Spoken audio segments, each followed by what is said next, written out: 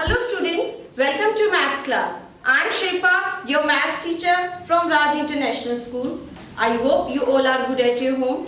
Students, in this class we will learn new chapter number 10, that is mensuration. Mensuration के बारे में हम पढ़ेंगे क्या है mensuration. Mensuration का actual mean है measurement. किसी भी things, object, उसका अगर हम measurement find out करते हैं तो वो हम इस चैप्टर के अंदर रीड करेंगे, ठीक है। इस चैप्टर में जो दो चीजें मेन सीखने वाली है वो है फर्स्ट हमारा पेरीमीटर, सेकंड है एरिया। तो जो चैप्टर हमारा 10 है बेसिकली इन्हीं दो चीज पे बेस्ड है। तो पेरीमीटर क्या होता है उसको देखते हैं।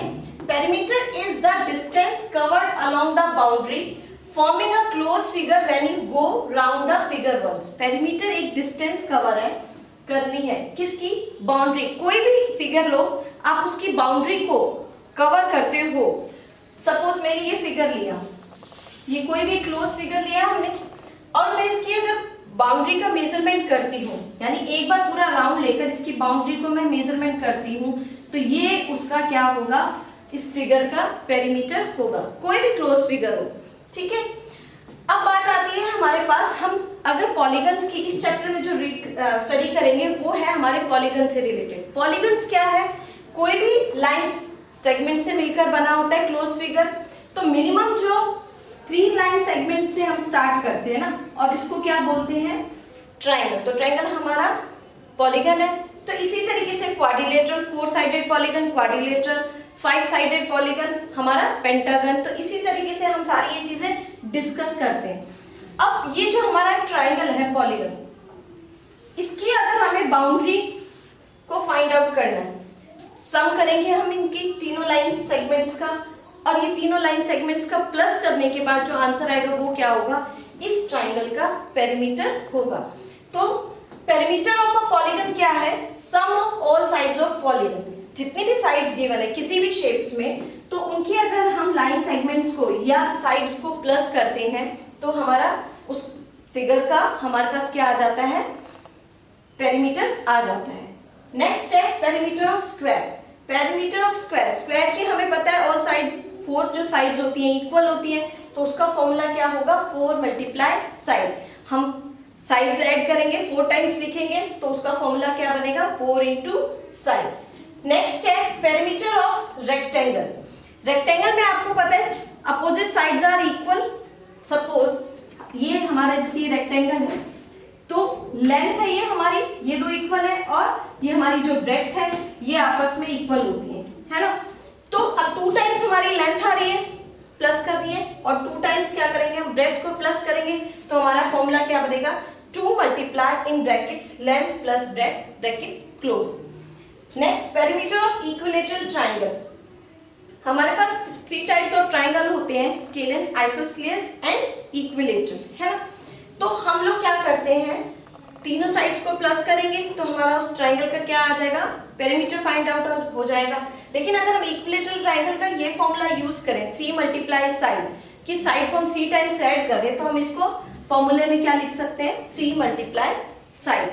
अब टर्न आती है पेरीमीटर की यूनिट। यूनिट क्या होती है, यूनिट इन द सेंस कि अगर आपको साइड सेंटीमीटर्स में गिवन है तो आप आंसर्स में सेंटीमीटर्स लिखेंगे, मीटर्स में गिवन है तो मीटर्स में लिखेंगे, क्लियर। तो यूनिट जो हमें गिवन होती है हम वो ही लिखते हैं। नेक्स्ट जो है हमारा टॉपिक वो है एरिया। एरिया क्या है उसे हम देखते हैं। The amount of surface enclosed bye a close figure is called its area. आपको कोई भी क्लोज फिगर है वो कितना सरफेस कवर कर रहा है, वो अमाउंट जो है वो उसका क्या होता है, एरिया होता है। जैसे अगर हम बात करते हैं ट्रायंगल की, तो ट्रायंगल की जब हम बाउंड्री फाइंड आउट कर रहे थे, यानी तीनों लाइन सेगमेंट्स को प्लस कर रहे थे, तब हम उसका फाइंड आउट कर रहे हैं पेरीमीटर। लेकिन अगर हम ये ट्रायंगल कोई ऑब्जेक्ट है, अगर मैं कहीं से रख रही हूँ, ये कितना स्पेस सरफेस को कवर कर रहा है, तो ये उसका क्या होगा, एरिया, ठीक है। और बाउंड्री को जब हम प्लस करेंगे तो वो उसका पेरीमीटर फाइंड आउट होगा। अब एरिया में, एरिया ऑफ रेक्टेंगल आपकी जो इस चैप्टर में है मेंशन वो है एरिया ऑफ रेक्टेंगल। तो एरिया में हम रेक्टेंगल में हमें पता है लेंथ और ब्रेड्थ गिवन होता है, तो लेंथ और मल्टीप्लाई किससे करेंगे, हम ब्रेथ से करेंगे। नेक्स्ट है हमारा area of square. Area of square side multiply side, सभी साइड्स इक्वल्स होती हैं तो साइड की मल्टीप्लाई साइड से करेंगे। इसके बाद जब इसकी यूनिट की बात करेंगे तो हम इसकी यूनिट क्या लिखेंगे, स्क्वायर यूनिट। अगर हम एरिया की यूनिट लिखते हैं यहाँ पे स्क्वायर, अब यह यूनिट क्या है, अगर हमें सेंटीमीटर्स गिवन है तो सेंटीमीटर्स लिखेंगे, या हमें मीटर्स गिवन है तो मीटर्स लिखेंगे। इसमें एक स्क्वायर वर्ड ऐड हो जाता है। या हम सपोज मेरा स्क्वायर की साइड 4 सेंटीमीटर गिवन है तो हम क्या करेंगे, उसको 4 मल्टीप्लाई 4 16, तो उसका आंसर लिखेंगे 16 सेंटीमीटर स्क्वायर, ऐसे भी लिख सकते हैं, और 16 स्क्वायर सेंटीमीटर। क्लियर? क्योंकि हम देखो सेंटीमीटर इंटू सेंटीमीटर 2 टाइम्स से मल्टीप्लाई कर रहे हैं तो हम उसका स्क्वायर की यूनिट इस तरीके से लिखेंगे। कैसे लिखेंगे, मैंने अभी बताया था 16 सेंटीमीटर स्क्वायर 4 इंटू 4 या 16 स्क्वायर सेंटीमीटर। ठीक है, तो मेन जो इस चैप्टर में है हम लोग क्या कवर करेंगे, पेरीमीटर और एरिया से रिलेटेड एक्सरसाइज को सॉल्व करेंगे। Now let's move to exercise 10.1।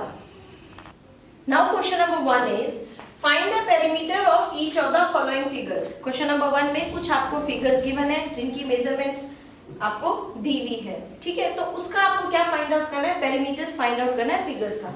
तो स्टूडेंट्स अगर हम क्वेश्चन नंबर फर्स्ट के ए की पार्ट की बात करते हैं, हमें इस फिगर का पेरीमीटर निकालना है।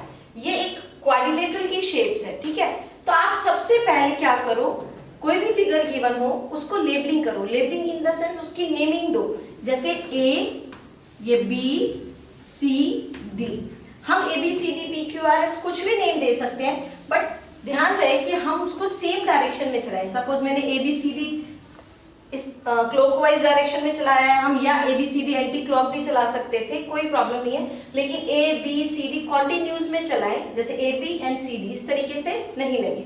तो हमारा फर्स्ट का क्या आएगा आंसर, पेरीमीटर ऑफ, हमने इसको नेम दिया था ना ए बी सी डी, इसके आगे ये फिगर है तो figure A B C D.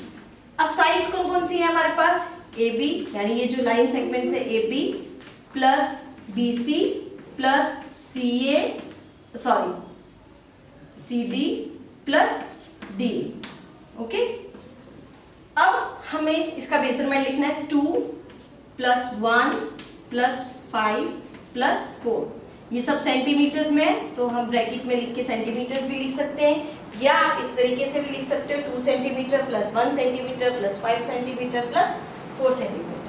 हम नंबरिंग थी तो पहले प्लस कर लेते हैं, 2 प्लस 1 3, 3 प्लस 5 8, 8 प्लस 4 12, तो इसका आंसर आएगा 12 centimetre. Okay, now let's do 8 part. E part, E part में देखो एक एरो का साइन गिवन है। अब इसकी अगर हम नेमिंग करते हैं तो जैसे देखो ए, ये B C D E F G. अगर हम इसका पेरीमीटर फाइंड आउट करेंगे, हमारे पास फिगर क्या है, perimeter of A B C D E F G, है ना। तो सबसे पहले A B plus B C plus C D plus D E plus D E के बाद E F plus F G और एफ जी के बाद जी ए। आप देखो हमने जो नेम दिए हैं वो करेक्ट है, यानी लाइन सेगमेंट्स के 1 2 3 4 5 6 7 लाइन सेगमेंट्स है।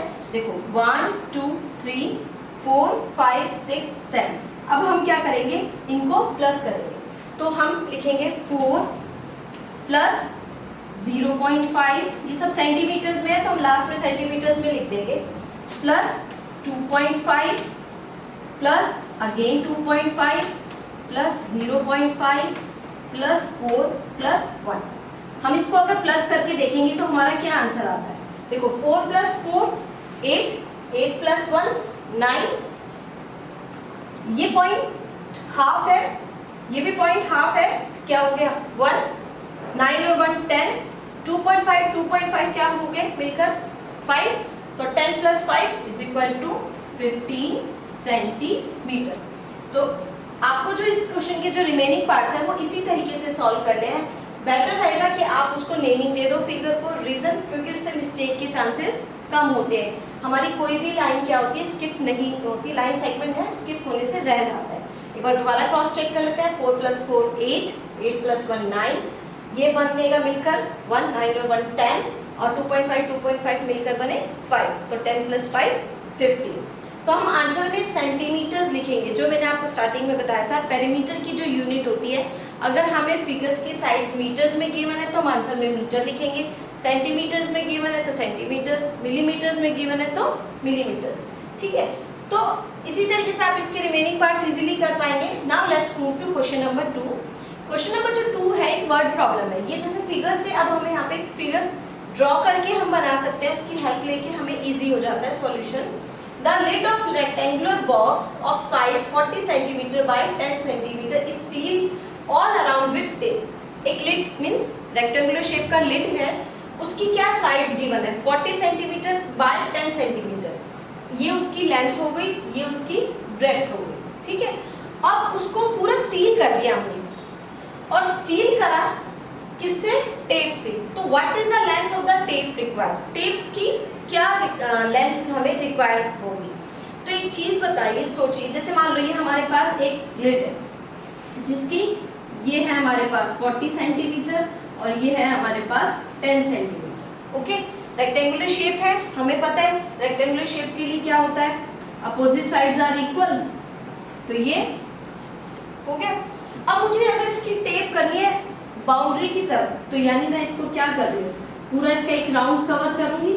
और कोई भी चीज का अगर फिगर का हम राउंड कवर करते हैं तो वो क्या होता है, उसका पेरीमीटर फाइंड आउट कर रहे हैं। तो यहाँ हम क्या लिखेंगे इस क्वेश्चन को सॉल्व करने के लिए, लेंथ क्या है हमारी 40 सेंटीमीटर, ब्रेड्थ क्या है इसकी लिड की, ब्रेड्थ है हमारे पास 10 सेंटीमीटर। हमें टेप की रिक्वायरमेंट फाइंड आउट करनी है, यानी length of tape equal to perimeter of rectangular lid, यानी हमारे पास क्या चीज है, लेंथ ऑफ टेप किसके इक्वल होगी, is equal to perimeter of rectangular